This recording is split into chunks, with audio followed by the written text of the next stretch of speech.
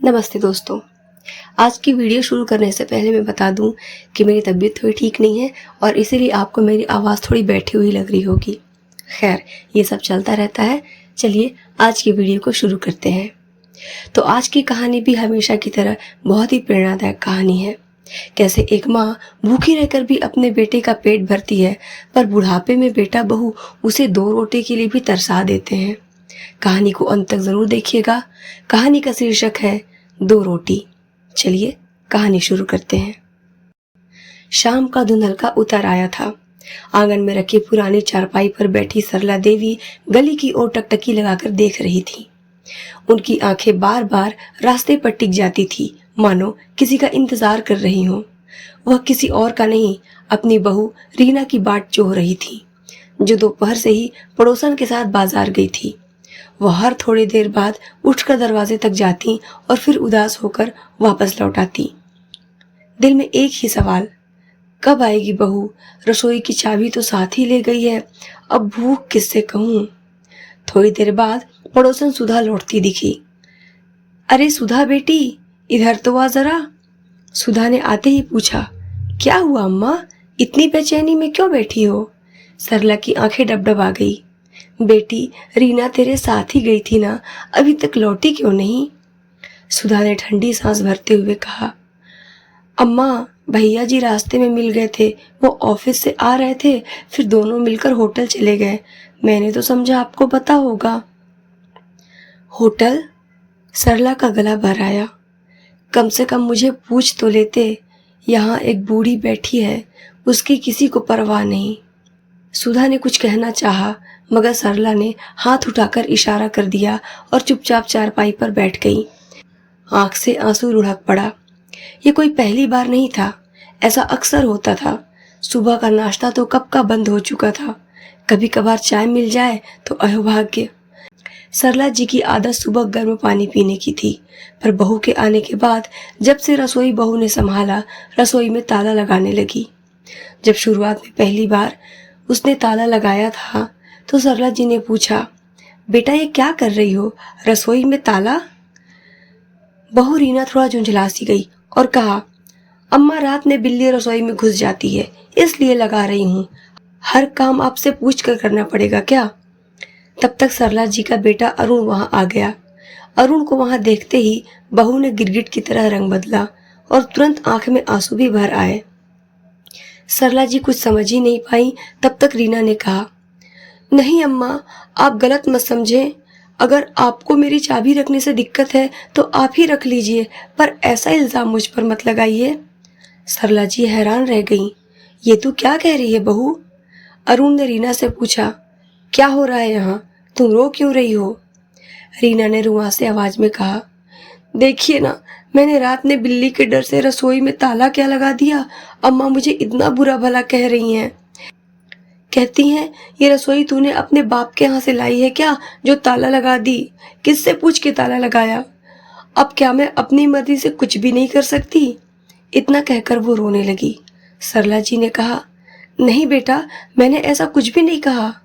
पर अरुण को माँ की बात पर बिल्कुल विश्वास नहीं हुआ। उसने गुस्से में चिल्लाते हुए कहा, माँ आपको दिक्कत क्या है? वो सारा दिन पूरे घर का काम करती है, हर छोटी मोटी बात का ध्यान देती है। क्या गलत कर दिया उसने ताला लगा के? बिल्ली रसोई में घुस के कुछ जूठा कर देगी तो आप और मैं ही तो बीमार पड़ेंगे। एक तो ये आपका इतना ध्यान रखती है और आप है कि उस पे ही बुरा भला कह रही हैं। सरला जी के मुंह से एक शब्द नहीं निकला। उस दिन के बाद से उनका सुबह का गर्म पानी छूट गया, क्योंकि बहुत देर तक सोती और सरला जी चाबी मांगने जाती तो चाबी से पहले 4 बातें सुनने को मिलती। सोचते सोचते सरला जी की आंखों से आंसू टपक पड़े। रोज नए नए नाश्ते की शौकीन सरला जी अब दोपहर के 1 बजे तक बिना कुछ खाए 2 रोटी का इंतजार करती रहती हैं। पेट भूख से मरोड़ जाता है, पर इन्हें पूछने वाला कोई न था। बहू से क्या शिकायत, जब बेटा ही माँ को भूल जाए। सरला जी को वो समय याद आने लगा जब उन्होंने अपने बेटे अरुण के लिए जीवन की हर खुशी कुर्बान की थी। शादी के 18 साल बाद मन्नतों से बेटा हुआ था। पति पत्नी ने दिन रात मेहनत की, अरुण की पढ़ाई पूरी कराई, अपने हिस्से का सुख चैन त्याग दिया, बस बेटे का भविष्य संवारने में जुटे रहे। लेकिन पति के निधन के बाद जैसे सब कुछ बदल गया। अरुण और रीना के साथ होते हुए भी सरला खुद को पराई सी महसूस करती। रसोई की चाबी हमेशा बहू के पास रहती, कहीं जाती तो ताला जड़ कर जाती, जैसे वह अपनी ही मां समान सास से डरती हो कि कहीं वह अनाज न चुरा ले। सरला कई बार अरुण से कहना चाहती, पर बेटे का जवाब हमेशा दिल चीर देता। माँ अब बस कीजिए, आपने जिंदगी जी ली, अब हमें भी जीने दीजिए। सरला अपने अतीत की यादों में खोई थी कि तभी सुधा एक कप चाय ले आई। अम्मा, ये लो चाय, थोड़ी तबीयत ठीक लगेगी। सरला ने चाय हाथ में ली, मगर झिझकते हुए बोली, बेटी, अगर तेरे घर में 2 रोटियां रखी हो तो दे देना, चाय के साथ खा लूंगी। सुधा एक पल को चुप रह गई, बिना कुछ कहे गई और गरम गरम रोटियां सब्जी के साथ ले आई। ये लीजिए अम्मा।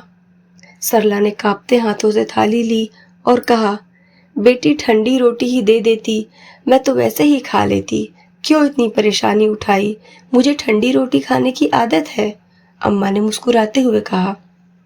सुधा ने कहा, अम्मा ठंडी क्यों, आप गरम खाइए, और चाहिए तो बता दीजिएगा। सुधा का भी दिल भर आया, क्योंकि वो जानती थी अम्मा हमेशा अपने लिए गर्म रोटी सेक कर खाती थी। चाहे कितनी भी थक जाए, ठंडा खाना देखकर मुंह बन जाता था अम्मा का। और आज कुछ भी खाने में कोई दिक्कत नहीं, चाहे सूखी बासी रोटी ही क्यों ना हो। सोचते हुए सुधा की आंखों में भी आंसू आ गए।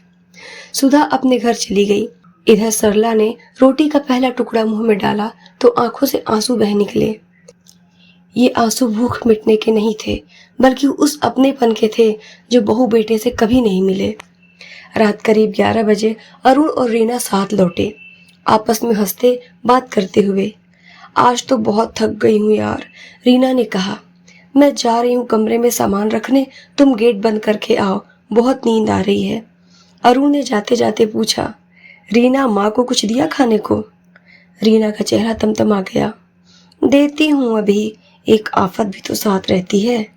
बड़बड़ाते हुए उसने रसोई खोली, एक कटोरी में दूध और 4 ब्रेड निकालकर माँ के सामने रख दिए। ये खा लो अम्मा, मेरी हिम्मत नहीं बची कुछ बनाने की। सरला ने धीमे स्वर में कहा, बहू मैं तो।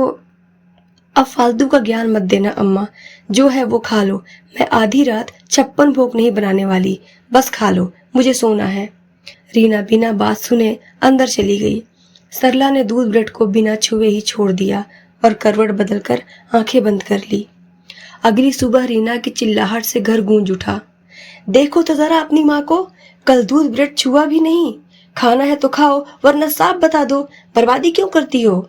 अरुण भी नाराज होकर बोला, माँ पैसा पेड़ पर उगता है क्या, क्यों बर्बाद किया? सरला की आंखें भीग गई। बेटा मैंने तो खा लिया था, सुधा बेटी रोटियां दे गई थी। रीना तिलमिला उठी।